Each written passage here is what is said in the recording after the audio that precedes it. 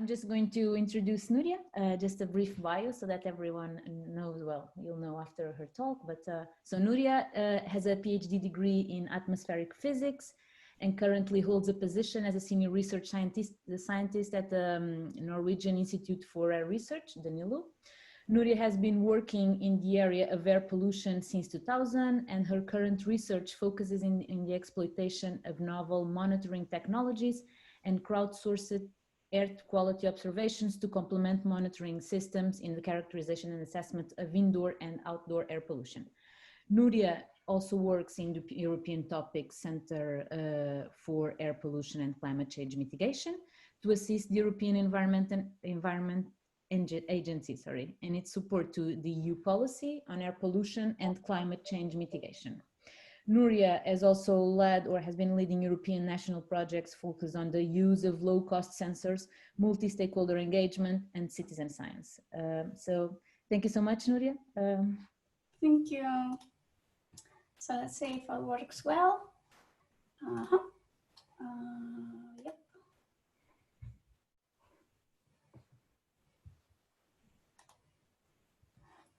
Okay, so do you see my screen now? Mm-hmm. Yes, perfect. So I would like to talk a little bit of the different works that we have been doing at NILU, focus on engaging citizens in monitoring air pollution.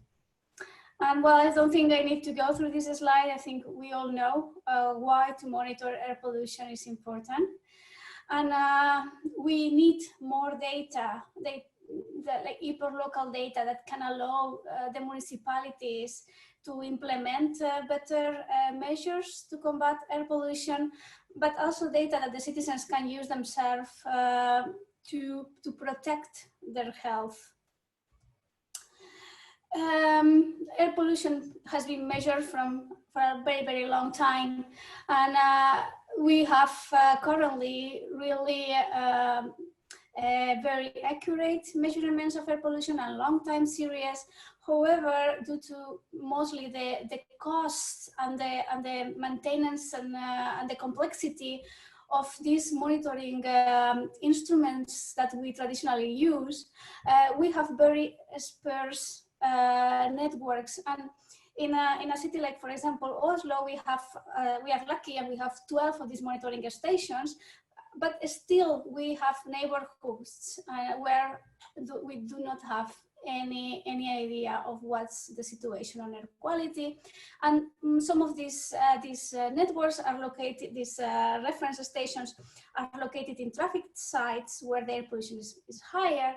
But we also want to know how is the air pollution in the backyards and in the secondary streets, and to do that. These low-cost sensor platforms that started around 2008, 2010, were promising to have these dense sensor networks that are so much in need for air quality management. And one of the downsides of using these sensor platforms is the high uncertainty they have in the data, and so this has been improving in the last years, and there's new ways of post-processing the signals to allow us to get usable data, but still it's not what we will say like plug and play. So this is some pictures of some of the tests we have done with the students and bikes, and so this is part of what I really like. We started working in 2012. We started with the project Citizens. It was a European FP7 project, and the goal was to establish citizens observatories to monitor air pollution. And I have to say, like, this was a 4 or 5 years project, and we were really, really naive when we started the project, because we thought that we will engage in the year 2 with citizens, and we could only engage with the citizens in the last year because the other 3 years were just dedicated to technology and trying to fix the quality of the data. and this is one aspect I feel is very, very important, because if we want to engage citizens, we need to give them some data that they can use. And back then, some of the sensors were actually just offering random data. But this has improved a lot. And in the last years, we have been working with many projects, some European like Hacker and Action, but also like national projects like Citizens Mob, iFlame, or Nordic Path. So I will just go a little bit through the latest projects. We are working currently at NILU. One of the projects is iFlame. In this project, we are not working with citizens. In this project, is basically we detected during the citizens like there were 3 things missing when working with sensor data. One was to work with the data quality, improve the quality of the sensor data through post-processing and better calibration techniques. The second was to have an infrastructure that was open and capable to collect the data from different manufacturers, not to be dependent on the solutions that they offer, but that the data from citizens could be all stored in the same place, and then have the opportunity to aggregate data collected by sensors with data like that we are working at NILU, like air quality models, satellite data, air quality stations, or other types of urban digital data, so we can build solutions. So this project was mainly focused on building this infrastructure and building automated air quality, automated quality control algorithms. So the data that we offer the citizens, we are sure is correct. This is one example of what we can offer to the citizens when we aggregate the sensor data with the air quality maps. This is the city of Oslo, and you can see this is a one-day variation of nitrogen dioxide concentrations, and you can see like the high roads, and you can see all these degrees of variation of air pollution that was not possible to do only using reference stations. So in this map, we have been, it's a data fusion between an air quality model and 24 sensors monitoring NO2. And one of the things we thought it is important is not only to collect data to create nice maps, but also to create information solutions that are attractive to the public, and especially to that public that does not go to the websites to look for the maps. And we, together with University of Oslo, some master students, they created this art where we have the air quality displayed also in colors, and also information on why air quality is important to you.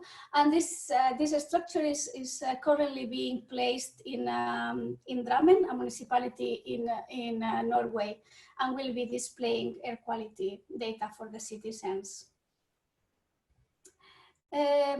We are also so it's very important to involve especially the youth in monitoring air quality and create awareness. And also this is a win-win situation, because even working with municipalities, we cannot afford to have dense sensor networks. So citizens can contribute with their own data, and that will make a big difference in the amount of data we can collect. So in this project, it's a European project, it's called Action. And we are engaging with high schools in Oslo to build these sensors based on low-cost sensors that you can buy. And this is some of the products that the students did. As you can see, some of them use it 3D printing and created a really nice system, even with some ventilation that goes on when the air pollution is high. Others focused on the use of Legos and indoor monitoring. All the students were invited to a final conference, and where they presented posters with the results. And then a panel of experts selected some students that won a prize. But we also think it's important not only engage with youth, but also like with kids, the youngest generations. And for that, we thought the use of sensor technology is too complicated. Because it requires soldering and mounting cables, and it's actually a little bit too obscure because it only offers digital data, and that's not the most fun for kids. So we kind of refine a method that has been out for a long time, that is paper and Vaseline. So as you might know, in Norway, during the spring, we have this problem of resuspension of dust particles due to the use of winter tire and storage tires. And so we invited kids in the age of 8-9 years old to monitor air pollution just using paper and Vaseline. So they got these papers, they print it, they cut it, and then they put the Vaseline, and then they had a sheet where they could write what is the hypothesis of their research, which method are they going to do, and then the results. And it was, I have to say, it was a very lovely project, because all the students could engage, because all had something to do. And in order to make it the most scientific sound possible, we had the paper and Vaseline co-located with reference stations, and then I was counting the number of dots that has in each 1 centimeter per 1 centimeter square, and then try to find the best correlation with the PM10 levels monitored at the station. And then we created this table where they have a picture. They also have a description, source in origin. They also have a description of what they can see there. They have like how many points they should be counting, and then the correspondence with a higher or low level air pollution. And as you can see, the students were doing their maths. That was also like really, really interesting. And they were counting, and they were working in groups, like, you know, like, and you could feel they have a sense of responsibility just by counting and trying to offer you this number, right? Like they wanted to do it correct, right? And that was really awesome. So we engage with 35 elementary schools in the area of Oslo and Akershus. It's like the surroundings of Oslo, and we collected a total of 283 measurements in 3 months where we were doing this experiment. So it was other current project we are working. It's in co-creating urban spaces together with citizens. In these projects, we focus on adults, like over 18, but I think all what we are doing in the project, it's also can be translated to younger generations. So what we do is we invite also citizens to monitor air pollution, but in this project, I wanted to give the next step, and it's not only inviting them to monitor, but also invite them to create solutions to improve the air quality in the city through urban planning. And we are conducting activities in Denmark, Sweden, Norway, and Finland. So this is the sensors we will be using in the project. In this project, I moved a little bit away from sensors that you have to really mount yourself and like all the electricity and everything, because I wanted to engage with the all parts of the population, also those that they are not so technological, like, I don't know, like elderly population, or just people that doesn't really like to technology itself, but they can also mount them very fast. So we landed in these three monitoring smart citizen kit, and early sensors, and also like the sniffer bike is a sensor that you can easily mount on your bicycle. And then besides, as I said, besides monitoring air pollution, they will participate in urban planning. And for that, we are partners with Maptioner. It's a Finnish startup, and creates these very nice online surveys that also you can use GIS.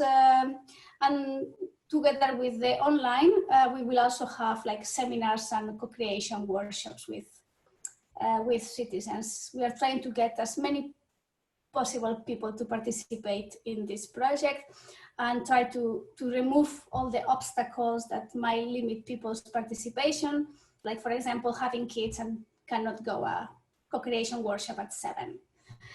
And finally, this is also a project that we are starting this year. Where it's called VAPE, it's Virtual Air Pollution Experience. And in this project, we want to study how this virtual experience can impact environmental behavior. And we are working in this project together with psychologists and economists, and also technologists building virtual reality experiences. So this is all. Just want to add in through the different from 2012 until 2020. That is the time I've been working with sensors and engaging citizens. One of the things I find more not only interesting but also important is to work in interdisciplinary projects with other experts. I think that's the key to achieve our goals. Thank you. Thank you so much, Núria. Well, for me personally, this was super interesting, also because you touch different layers and different levels and different approaches and different publics with complementary strategies. And well, I have already some questions, and I'm sure, and I know that some people have as well. So now I'll pass the stage to Petr, please.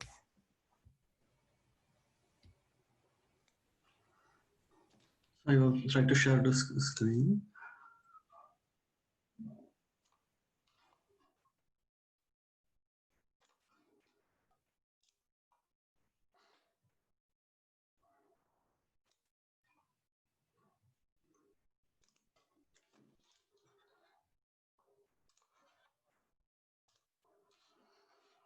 Can you see the presentation now? Yes. Mm-hmm. Yeah, okay. Okay, so I would like to share some experiences on the topic of air quality or air pollution we did during last 2 years, because we were appointed by GRC to lead the international project for the strategic region to estimate the pollution from homogeneous systems in small villages, and to pilot some activities to discuss this topic with local people and the politicians and regional and national governments. So there is quite obvious problem from If you look on the countryside from Czech Republic to Slovenia, Bulgaria, Hungary, Serbia, during the winter season and during the heating season, there are individual chimneys which are polluting a lot of smoke. You can see the individual chimneys here, but the problem really starts when the village is closed in some kind of valley, which is quite usual in Czech Republic. And during the invasion times, in the autumn, during the winter, or even during the spring, all the village can be filled with the smoke, even from produced by the one individual chimney, with very intensive high of pollutants.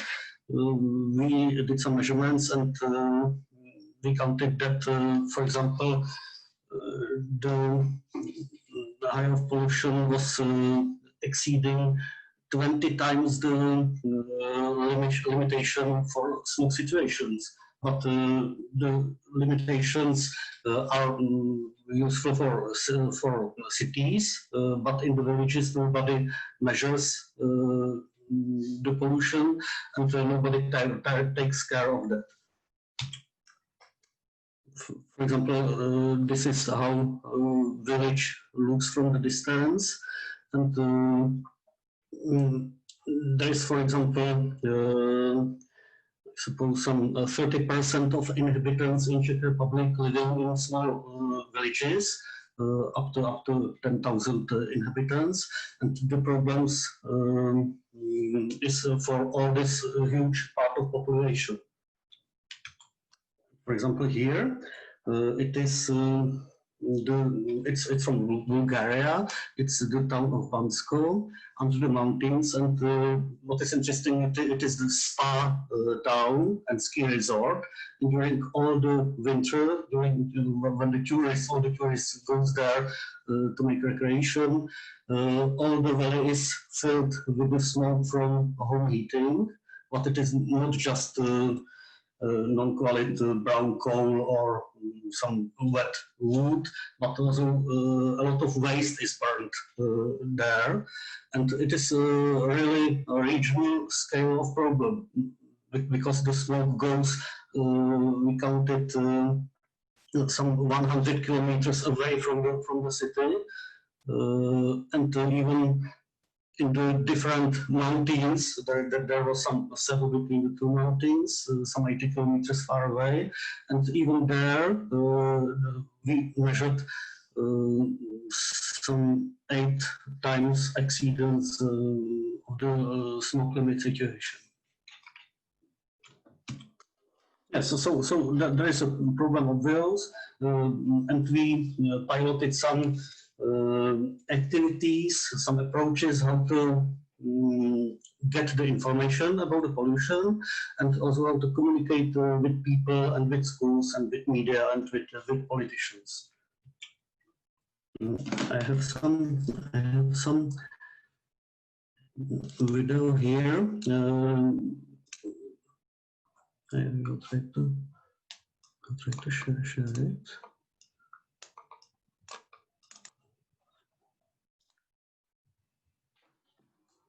So sorry.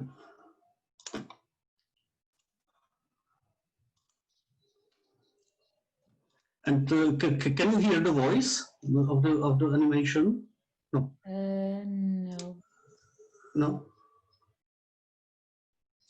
Okay. So it was just we did some paintings with commentaar, and it's about that we measure the situation, we communicate with people using low-cost sensors, educate people, and share the data with local and regional municipalities. Peter, you can also then share these YouTube link with us, and we can also watch. Yeah, I will send it. Yeah, and just at the very beginning, because we visited the partner countries, which were Germany, Czech Republic, Bulgaria, and Serbia. And we had a lot of discussions there. So it was clear that the problem can be dealt or touched by different public groups of the society, politicians, some local interest groups, schools, media, people, regional municipalities, local municipalities, and both on local level as well as from national or even international level. So we were lucky that this was the international approach, so we could compare both the situation of the pollution as well as the approach of people and how local people are able to deal with the problem. Yeah, all these points are the places where the measurement and communication campaigns took place. And so we started with some shocking news for people, with which you can imagine that we breathe 20 kilograms of air every day, which if you compare it with eat or drink, and how you care about eat and drink, and how you care about the air you breathe. And the second thing is important in the lungs. Are an open gate to absorb pollutants, because through the lung cells, the harmful substances go directly to the bloodstream, which is different between from for example, if you drink some water in your stomach, it coagulates and it is not so dangerous. And also that there are really critically harmful substances, and it is not only a problem of breathing problems or asthma and so on, but it really changes the DNA, it causes premature deaths and cancer, and such a really critical diseases. And also it was important, and it was activity that kids in school did. They counted the content of the valley of their village, and counted that just one smoking chimney can fill this valley of their village within 5 hours or 6 hours. Yeah, so as Núria also told, for the proper communication campaign, it is really important to have appropriate data, because then you are strong in the discussions. And also the people are really various in the local environment. They are able to quarrel about everything, and if you have data, you are really strong. So we did professional measurements, also semi-professional measurements by districts, and we also used the local sensors. And also we did the mobile measurements. You can see there the stroller really filled with all the kinds of sensors and equipments. Also at atometer we could measure black carbon and so on. So we did quite impressive package of data, where it was obvious that from October to February, the whole winter, it is very dangerous situation. It's such a village is sometimes exceeding the limit of the smoke situation for 10, 20, or some for 30 times, for example. And what was also important that this is the graph on the right side of the screen. The black line is the outside pollution. This red line is the limit of the smoke situation. And the limit, it means that in the town or in Prague or in Brno, in the city, you have to already close the traffic and close the factories, for example. But in village, nobody cares. And the red line, it is the indoor conditions. And you can see that even indoor, during all the night, you are breathing dangerous air. So that means that in the morning you wake up and you have a headache and you are lazy and you don't know what is improper with you, but it means that during all the night, instead of clean air, you are struggling with the pollutants. Yeah, so it was a data, but how to tell these normal people, which are like citizens of the village. It is sometimes very, very difficult. So we did two impressive things. We put it's not like scientific approach, but it was very useful during the communication. We took the electric car, put the sensors on the roof, and went from the top of the mountains, which are on the north of Bohemia. This is zero line. Also with kids, because we were shooting some TV spots about that, and went.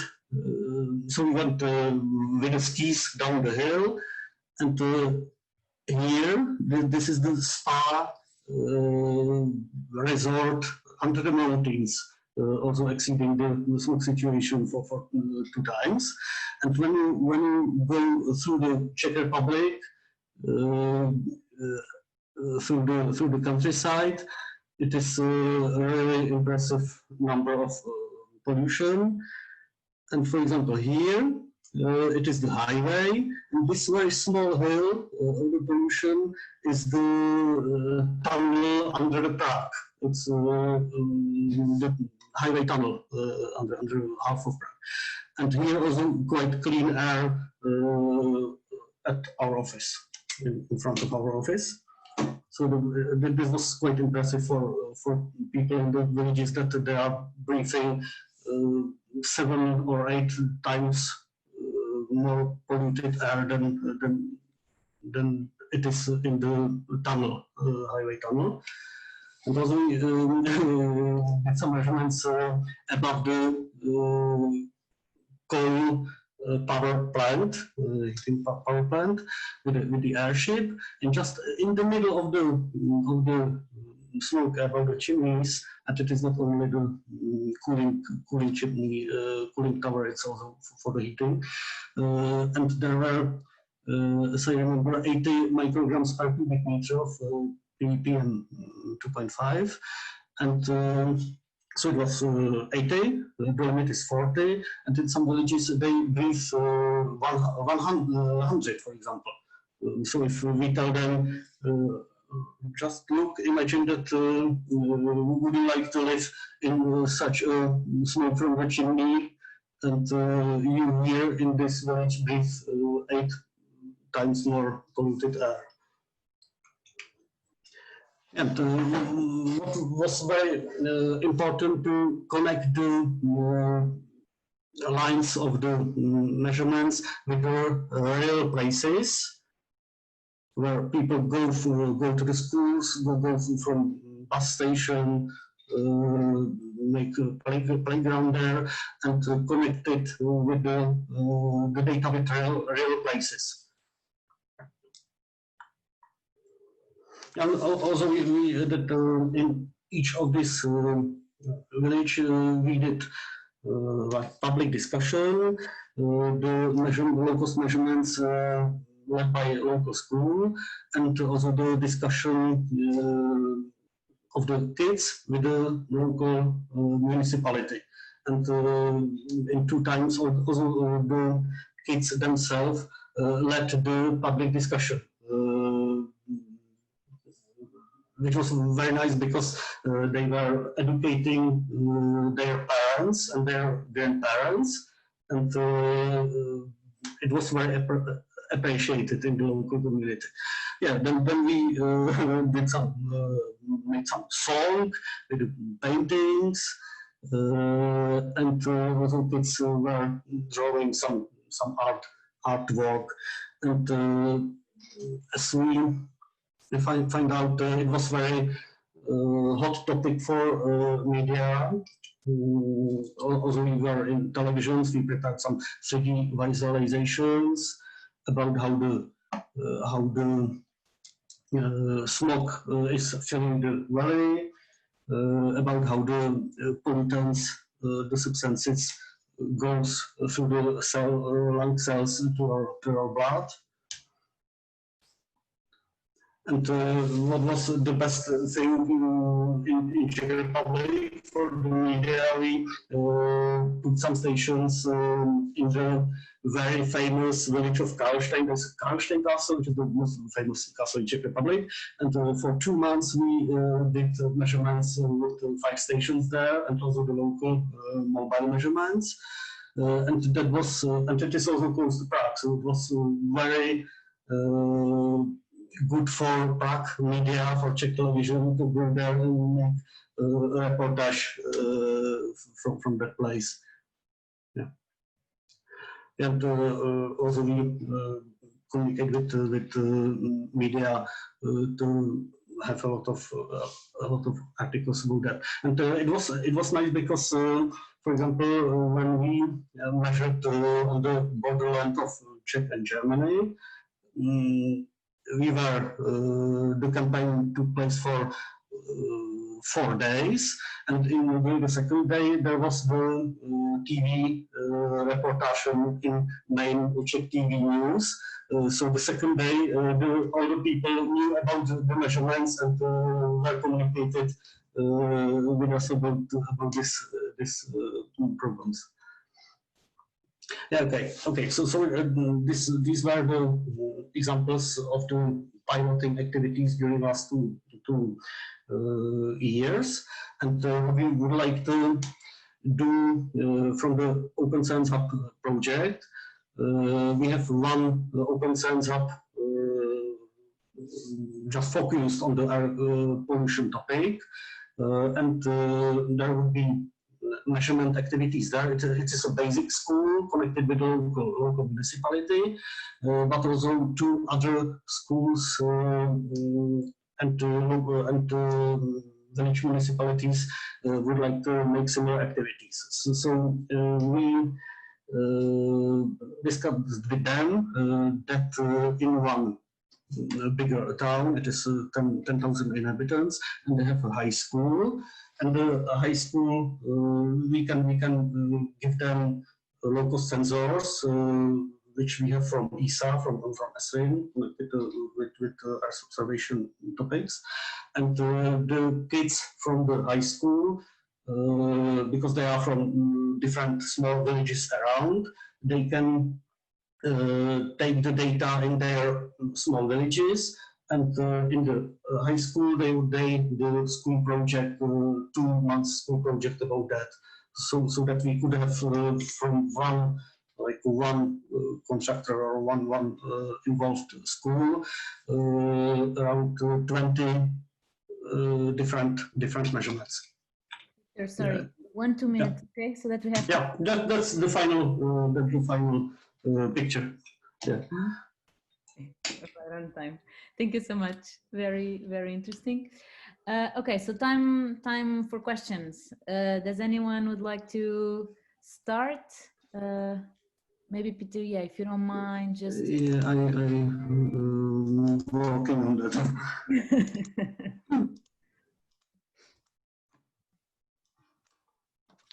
Okay, we can start. So, does anyone would like to start with some questions? I don't mind starting, but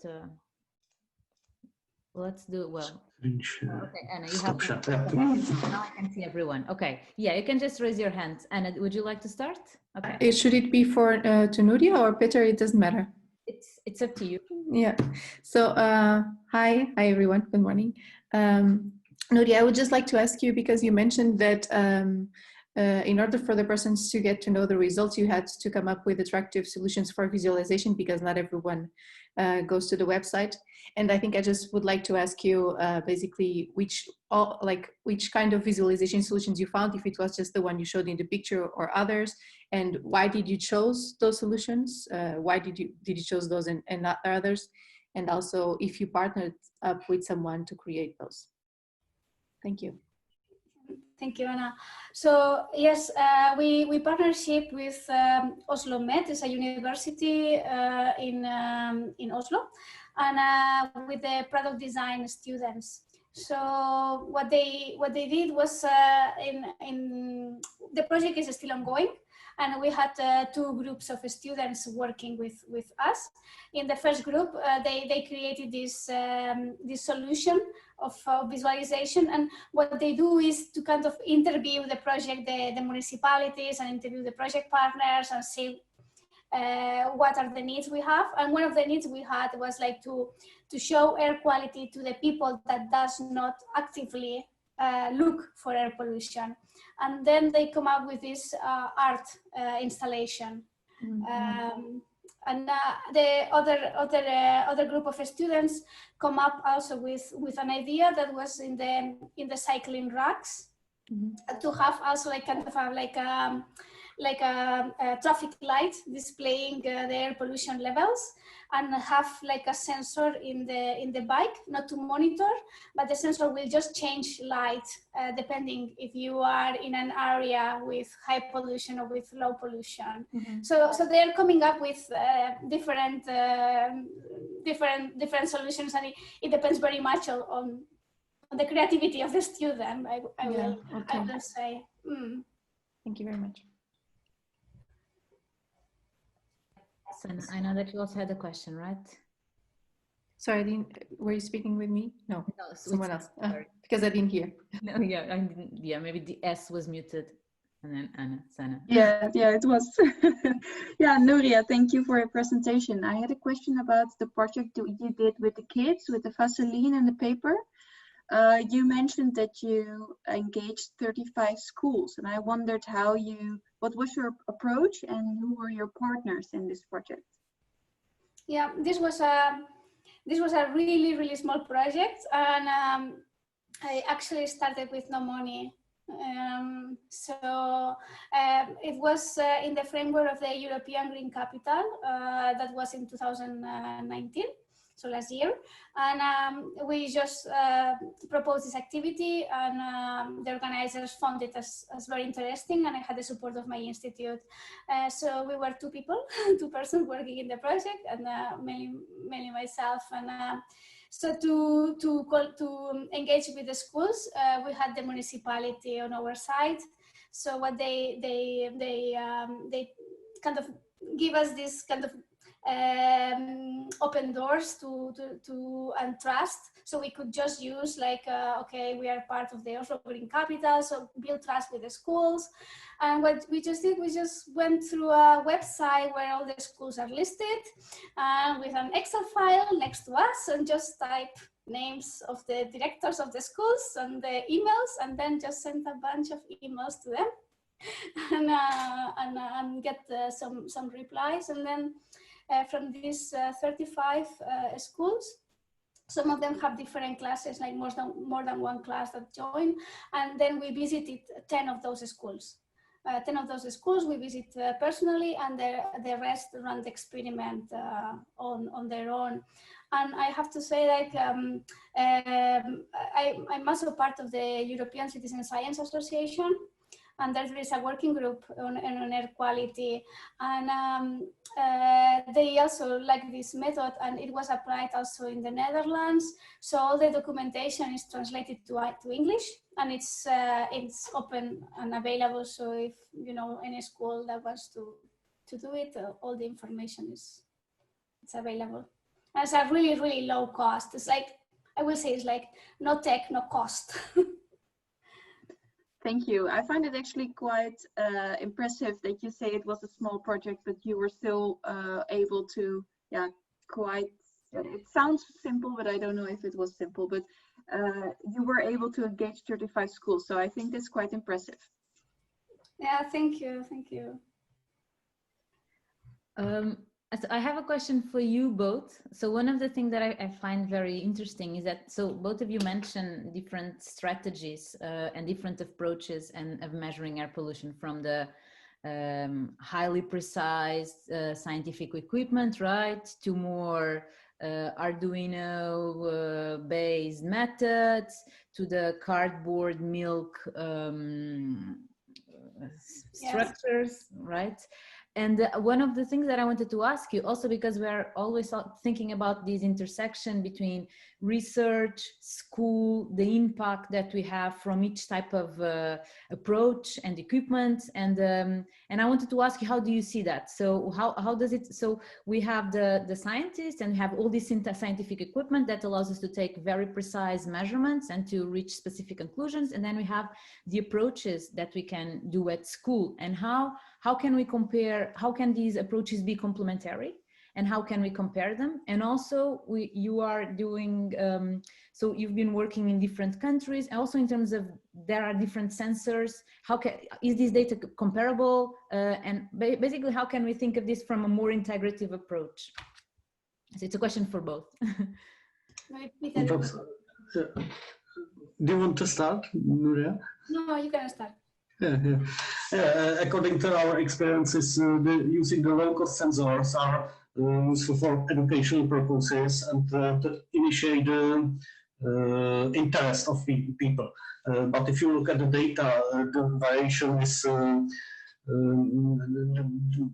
that they measure quite precisely between each other. So if you set up the network within the village and there are 10 sensors calibrated at one time together, so you can measure 1 month quite precisely between each other. So if you put 2 of them on the top of the hill somewhere, where you suppose that there is the background, just background pollution, like clean air, you can compare the clean air with the pollution in the middle of the village in a relative way, but it's not able to use the absolute data for that. That is why sometimes you have to make some collocation measurements with this, at least semi-professional measurements, because it's important that the precise measurement you can take just within the official or calibrated stations.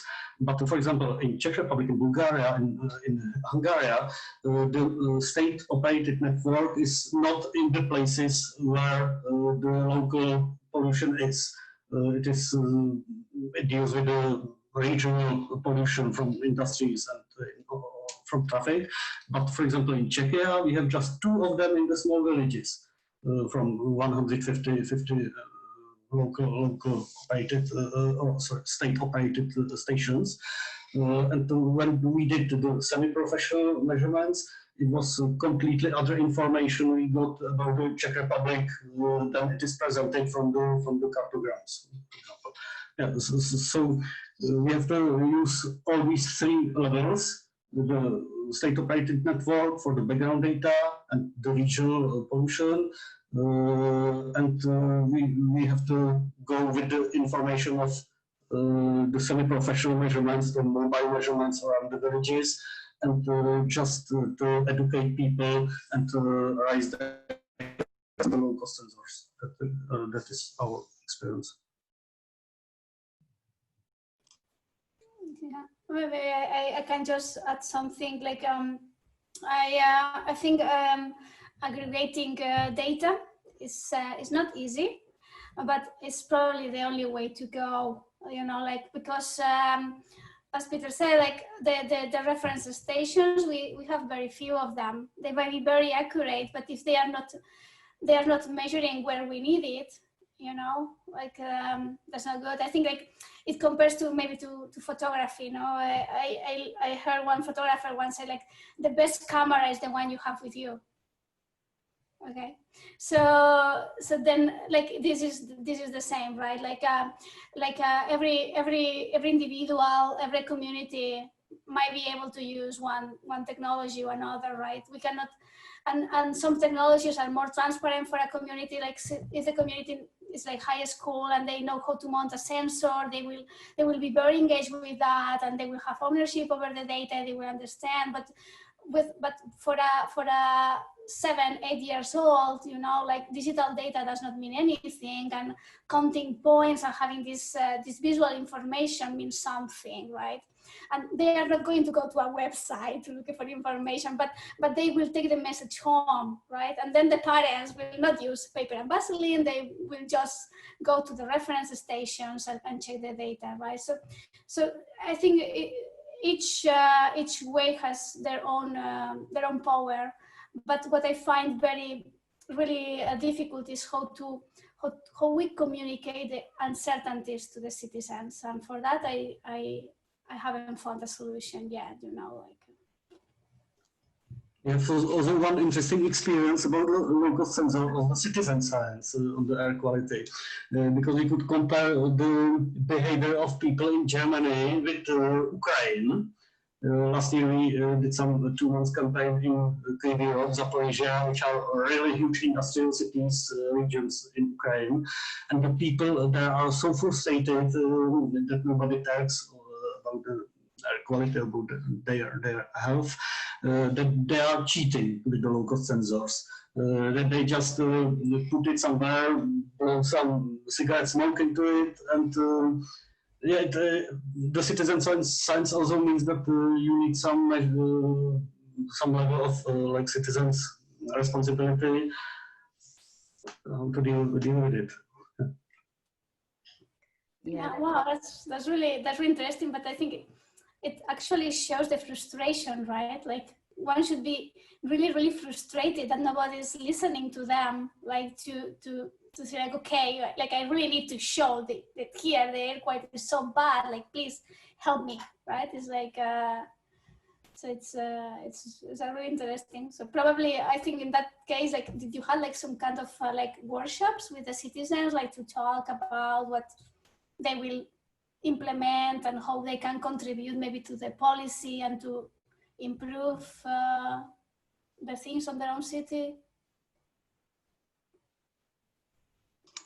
Yeah, and excellent way how to approach start the communication within the local communities through schools and through the kids, especially if it is some harmful substances. The people are very sensitive what their kids are breathing during the night when they go to school. Yeah, for example, we have a lot of interesting interviews with local like polluters. There are different sorts of them. But in Norway, I suppose that you can't even imagine how the real situation in Bulgaria in such villages are. It was some kind of panic for me that I couldn't escape of the such intensive pollution. And for example, one guy told it's 6 p.m. already, the kids should be at home already.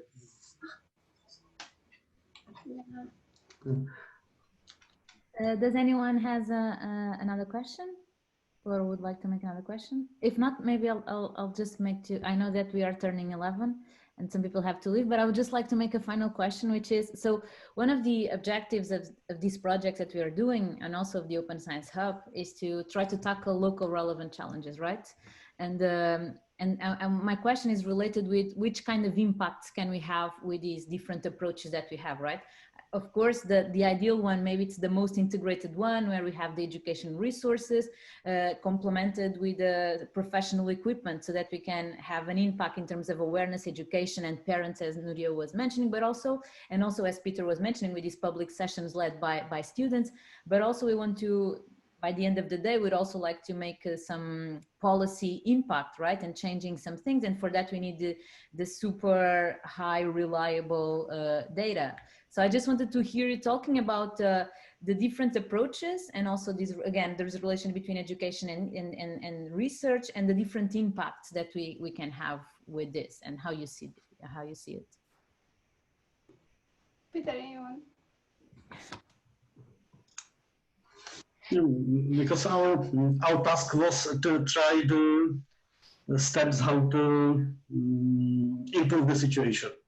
That was our goal. And there are different ways how you can influence the problem. And you have to use all of them in some comprehensive way to be successful. You have to work on national level with government politicians, on the regional level with regional municipalities, because they, for example, can make some restrictions to the local people. But you have to deal with local people and local municipalities. It's multi-level approach. And for example, what I especially liked on the activities were that, for example, kids with teachers put together assembled the low-cost monitoring stations, and they took them at home. They finished the assembling work with parents and put it on their garden, and they together looked at the data, and the parents with kids together in some groups based on school, they prepared the presentation and went to the local municipality. But it's like ideal that there are just 2 cases from all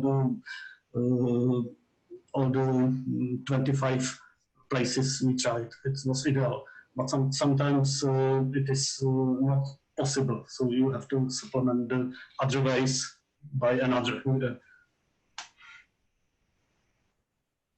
Yeah, and I think Petr is right. Like you need multi-level approach and you need multi-stakeholder engagement, you know. But when none of that is working, just use like the best weapon, kids.